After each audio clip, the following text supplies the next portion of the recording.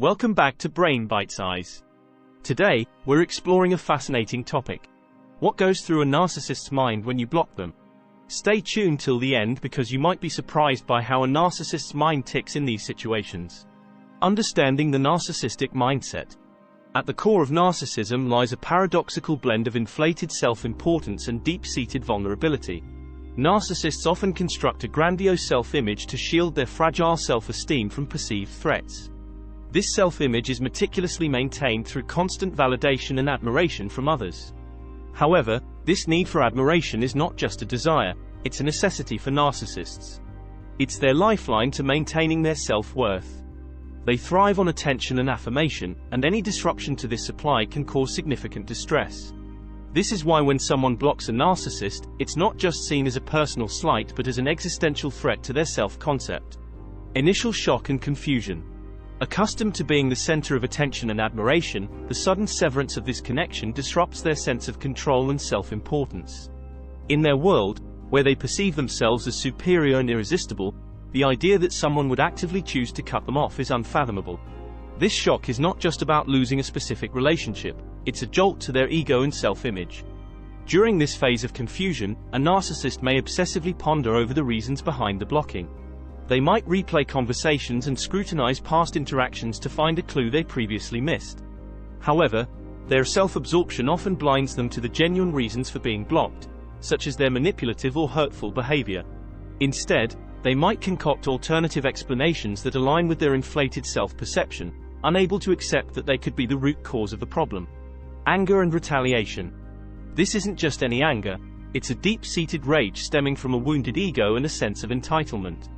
They perceive being blocked as a direct attack on their self-worth, leading to an intense emotional response.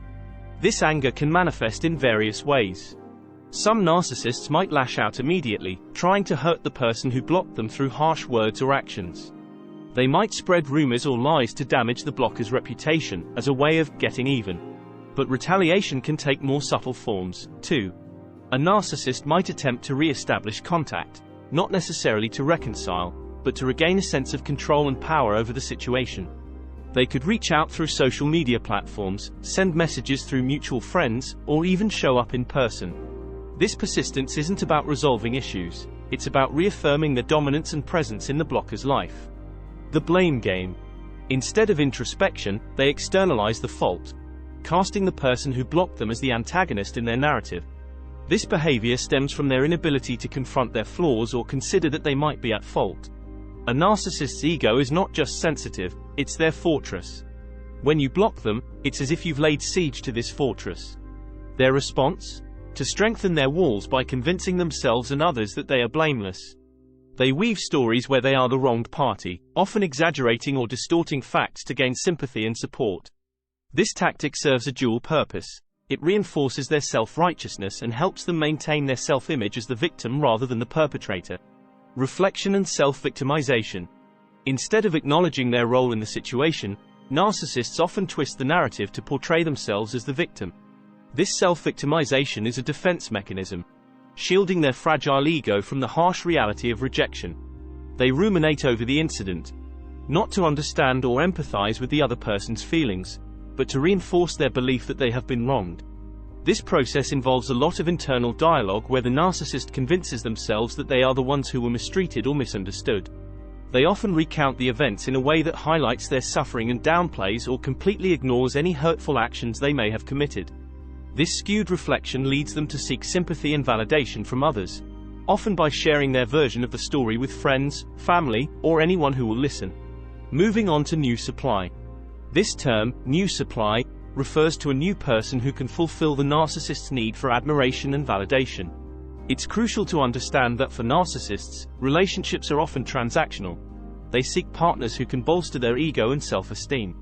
The search for a new supply is not driven by a desire for genuine connection or love but rather as a means to fill the void left by losing their previous source of admiration. During this phase, the narcissist might engage in a flurry of social activities, trying to meet new people or reconnect with old acquaintances. They may also become more active on social media, showcasing an idealized version of their life to attract attention.